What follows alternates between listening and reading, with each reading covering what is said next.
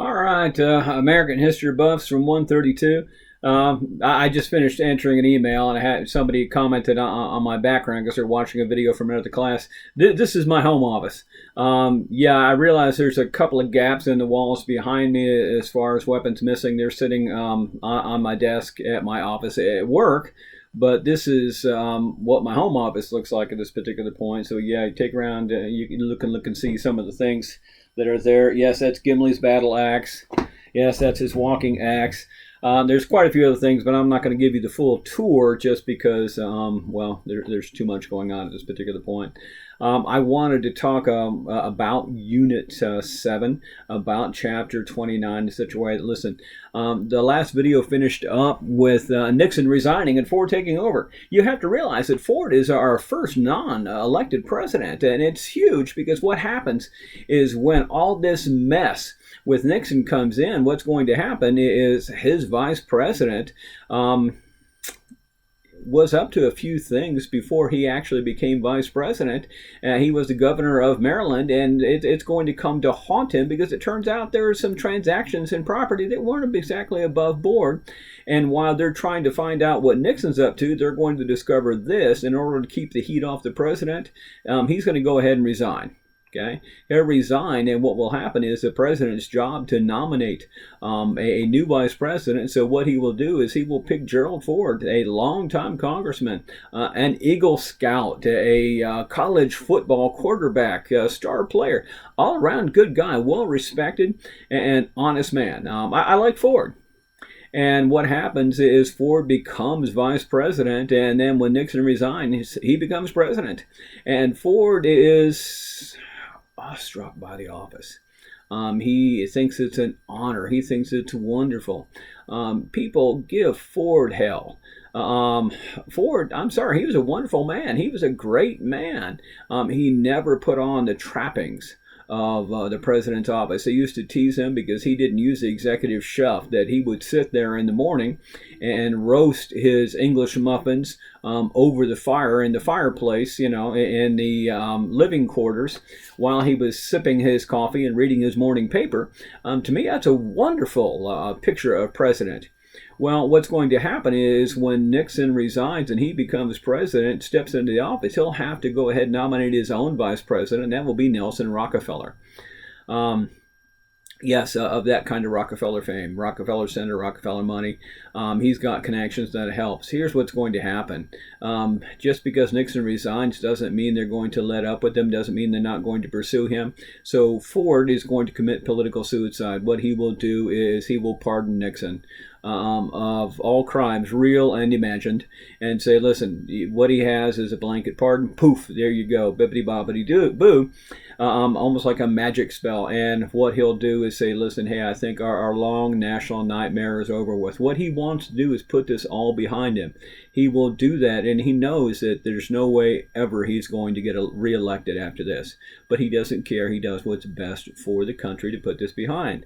What does Ford do? Well, he's going to run for re-election. We know that. He's not going to win. He's a good man, but he doesn't have the backing. He doesn't have the public trust because that public trust of the office of the presidency has been destroyed. Okay? It's been destroyed. Did other presidents do stuff they shouldn't have? Oh, yes. Okay? Oh, yes. But what we've done is we have pierced that veil of secrecy. That starts with the Pentagon Papers. It gets blown wide open with Watergate. And what will happen is this action is going to be Ford's send-off. He'll be replaced by another really good man, Jimmy Carter. Jimmy Carter was a wonderful governor of Georgia. I think he's a bit overmatched to step into office when he steps in as president. But the thing is he's not a Republican, and that's what we're looking for. We're looking for not a Republican. We're looking for an honest person. Jimmy gets up there and says, hey, here's my mom, here is my wife, here are my kids, there's my brother, he's a pain in the butt. He introduces the family and the family attitude and the family morals and that good old Southern Christian ideal. Jimmy Carter is a good Christian man. I'm sorry, but a good Christian man has no business being president. Sometimes it requires them to do some things that a good Christian man has trouble doing. which is awful, but it's true. What he will do is he will help negotiate peace in the Middle East.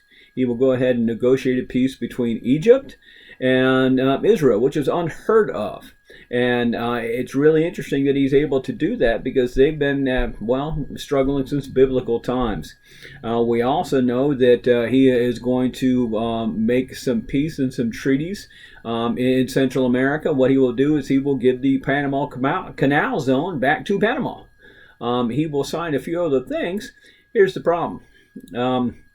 He is not a strongman president, and what will happen is something will come back to haunt him that he had nothing to do with. Among the many things happening is there's an uprising in the Middle East. There's an uprising in Iran against the Shah of Iran. The Shah of Iran, we put in office. He was in office, but after World War II, there was a democratic uprising. They replaced him with the president, and the president said, what we're going to do is nationalize our oil industry. That hurt the British, our friends, and so we used the CIA to supplant their legally elected president and put the Shah of Iran back in. And the Shah of Iran, I'm sorry, if you're not aware of him, he wasn't a nice guy. He wasn't a dictator, but he wasn't far from it. And so what's going to happen is it's going to come back to haunt us because there's a lot of other Middle East policies. But what will happen is there will be a revolution in Iran, and the Revolutionary Guard will attack, invade our embassies there, and we're not prepared. Okay? We are not prepared for this in any way, shape, or form. They're going to take hostages, and they're going to hold on to them, and they're going to refuse to negotiate. We're going to refuse to negotiate because we're going to call them terrorists. Doesn't matter what you call them, okay, because they are a legally elected government at this particular point, led by the Ayatollah Khomeini, who's a religious leader who has up to this point been in, exclusion. Well, he's come out, he's running the country, and he's going to paint us as the devil. We're going to paint him as the devil. Here's what happens. These hostages are being held.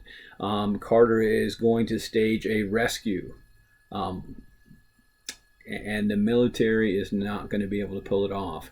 We're ill-equipped to fight in the Middle East. We don't have the machinery. A lot of our modern machinery can't handle the dust. It can't handle the sand. So it will blow up on our faces in such a way that it will be a nightmare for public relations for Carter.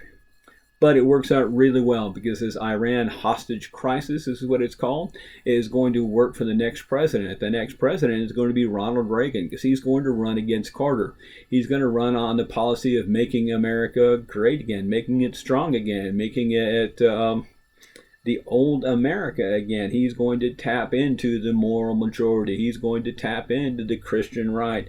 He is going to go ahead and tap into the idea that we should be the big, strong country that won World War II.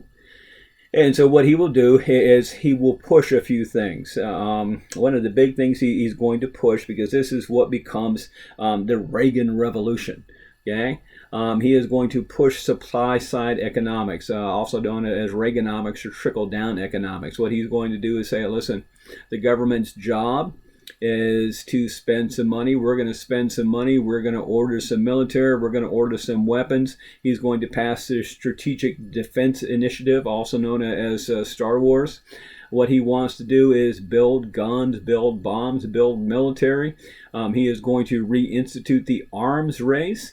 He is going to put the Cold War into full blossom at this particular point and attempt to force the Soviet Union to spend some money to keep up.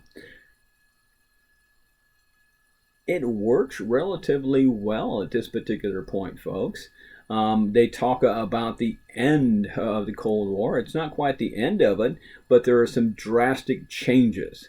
There's some drastic changes. Now, there's also some bad things. So you start to see the Iran-Contra affair come in at this particular point. So what I want to do is I want to talk a little bit about that in the next one, and then talk about the end of the Soviet Union in the next one.